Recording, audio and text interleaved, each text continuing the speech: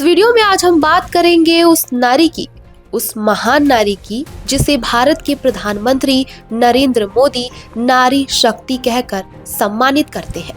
वो नारी जो अपने संस्कारों से दुनिया बदल देती है और जिसने अपने संघर्ष को ही अपनी पहचान बना लिया है।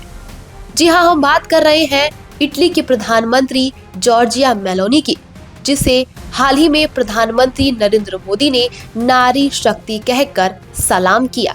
आपको बता दें कि हाल ही में पीएम मोदी ने मेलोनी की आत्मकथा I am Georgia my roots my principles के भारतीय संस्करण के लिए प्रस्तावना लिखी और वहीं उन्होंने मेलोनी को कहा सच्ची नारी शक्ति, क्योंकि मोदी के मुताबिक मेलोनी सिर्फ एक नेता नहीं है बल्कि वो ऊर्जा है जो अपनी जड़ों से जुड़कर काम करना चाहती हैं। सोशल मीडिया पर प्रधानमंत्री नरेंद्र मोदी और इटली की प्रधानमंत्री जॉर्जिया मेलोनी की दोस्ती को लोग मेलोडी कहकर बुलाते हैं। इनकी मुलाकातें, सेल्फी और आपसी गर्मजोशी हमेशा सुर्खियां बटोर लेती है।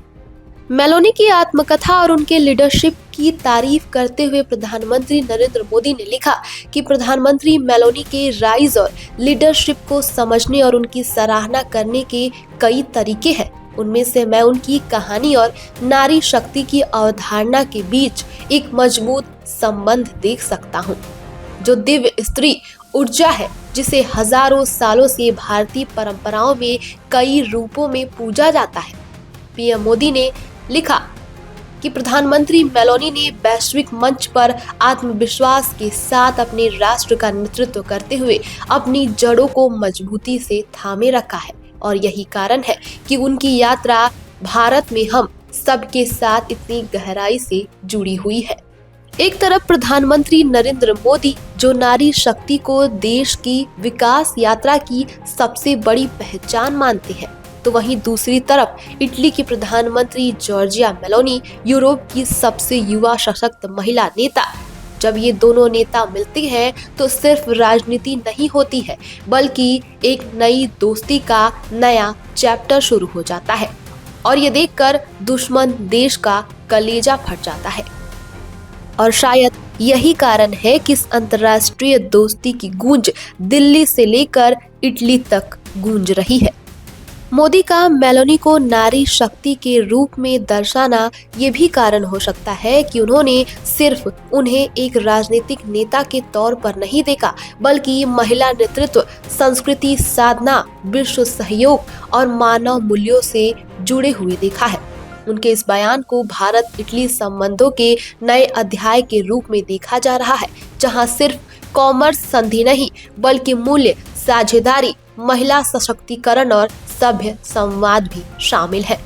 ये संकेत है कि भारत विकास कथा में नारी शक्ति को केंद्र में रख रहा है और विदेश नीतिगत संवाद में इसे एक मूल्य आधारित तत्व के रूप में प्रयोग कर रहा है। जहां एक तरफ प्रधानमंत्री नरेंद्र मोदी ने मेलोनी के आत्मकथा को लेकर उनकी तारीफ की, उन्हें नारी शक्ति कह डाला, तो वहीं दूसरी तरफ आपने देखा होगा कि G7 शिखर सम्मेलन में मेलोनी ने मोदी से हाथ मिलाते हुए ये कह दिया कि मुझे आपकी तरह बनना है। यानी मेलोनी मोदी के रणनीति से काफी प्रभावित है। जाहिर है कि ऐसा पहला मौका नहीं है जब प्रधानमंत्री नरेंद्र मोदी ने नारी सशक्तिकरण की बात की है। इससे पहले भी प्रधानमंत्री समय समय पर नारी सशक्तिकरण का जिक्र करते आ रही हैं।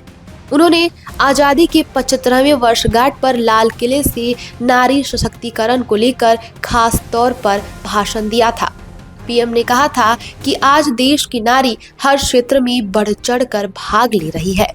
इस दौरान प्रधानमंत्री ने कहा था कि पुलिस से खेलकूद का मैदान या युद्ध भूमि तक भारत की नारी हर क्षेत्र में अपना जोरदार प्रदर्शन कर रही है और आने वाले 25 सालों में नारी शक्ति हमें आगे बढ़ने का मौका देगी। जितनी सुविधाएं हमारी बेटियों के लिए केंद्रित करेंगे वो बहुत कुछ लौटा कर देंगी। ये बात थी 15 अगस्त 2022 की, जब देश में आजादी का 75वां वर्षगांठ मनाया जा रहा था।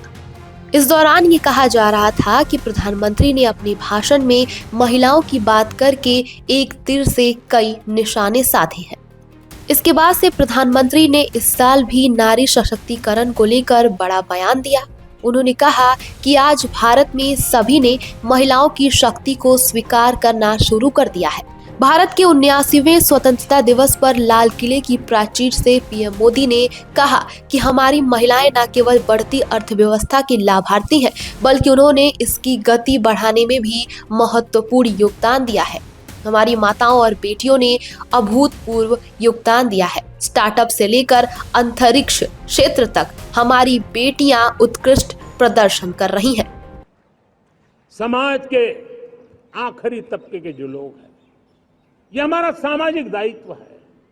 अगर कोई पीछे रह जाते हैं तो हमारी आगे बढ़ने की गति कम कर देता है, और इसलिए हम आगे बढ़ना चाहते हैं तो भी सफलता तब मिलती है पीछे वाले को भी साथ साथ आगे ले आए।